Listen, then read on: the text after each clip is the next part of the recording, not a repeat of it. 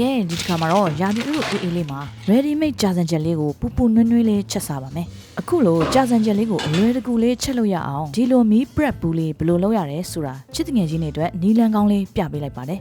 အရင်ဆုံးအစင်းလေးရှိနေတဲ့ကြက်ပြုတ်ရည်ကိုစူအောင်လို့တည်လိုက်တယ်ဒီကြက်ပြုတ်ရည်နီးလေးကလည်းအရင်တစ်ခါကတင်ပေးထားဖို့ပါတယ်ကြက်သားစီချက်ပိုးကြက်သွန်အနီကိုအခွန်ခွာပြီးအတုံးလေးတွေတုံးကြက်သွန်ပြိုလည်းအခွန်နွားလေအောင်လို့ထိတ်ကလေးကိုရင်လှီးပြီးရင်တော့ microwave ထဲမှာ9စက္ကန့်လောက်ထည့်ပြီးတော့အပူပေးလိုက်မယ်9စက္ကန့်လောက်အပူပေးပြီးရင်တော့ထုတ်လိုက်တော့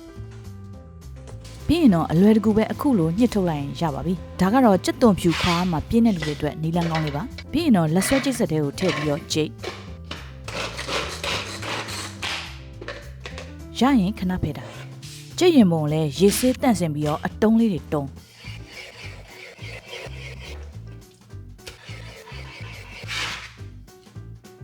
ပြီးရင်တော့စားစနွင်းမုံငပြားရပါထည့်နေပြီးတော့အရသာနှက်ထား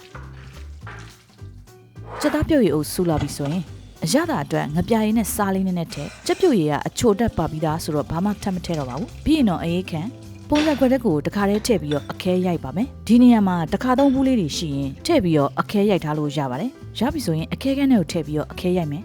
စီတက်ဖို့အိုးပူလိုက်ရင်စီတက်ကြိတ်ထားတဲ့ကြက်သွန်အဖြူနဲ့အနီကိုထည့်ပြီးစီတက်မယ်ကြက်သွန်တွေနုံးလာပြီဆိုရင်တော့စနွင်းမုံနဲ့ငရုတ်သီးအစိမ်းမုတ်ကိုထည့်ရပြီဆိုရင်အရသာနှက်ထားတဲ့ကြက်သားကိုထည့်ချက်မယ်ကြက်သားတွေနူးပြီးရေခမ်းသွားပြီဆိုရင်တော့အရသာအနေတော်ပဲဆိုရင်ခဏဖယ်ထားမယ်ပြီးရင်တော့ပဲလိပ်ကိုရေထည့်စင်ကျွန်းရွက်မှုကိုလည်းရေစိမ့်ထားပွားလာပြီဆိုရင်တော့ရေညှစ်ထား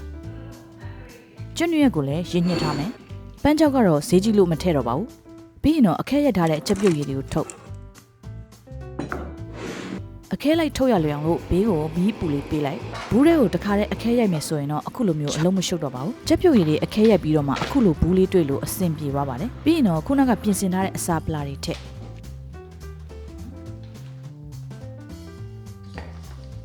ready made ငုံဥပြုတ်လေးကိုလည်းရေဆေးပြီးတော့ထည့်မယ်ရပြီဆိုရင်တော့အဖုံးပိတ်ပြီးရင်တော့အခဲကန်းမှာထည့်ပြီးတော့အခဲရိုက်ထားလိုက်ပါဒါဆိုရင်တော့အသင့်စားကြာစံချက်ဘူးအရည်လေးကတော့အစင်သင့်ဖြစ်ပါပြီ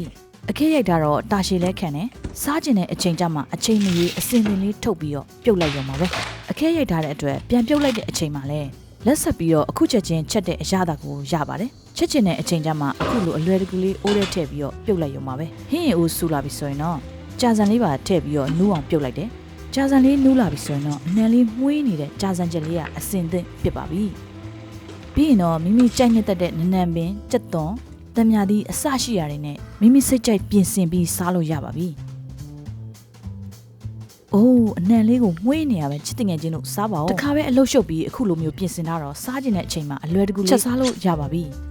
ကဲစားပြီဆိုရင်တော့ထုံးစံတိုင်းစေးကြောရေတုပ်ဝင်းနဲ့အုပ်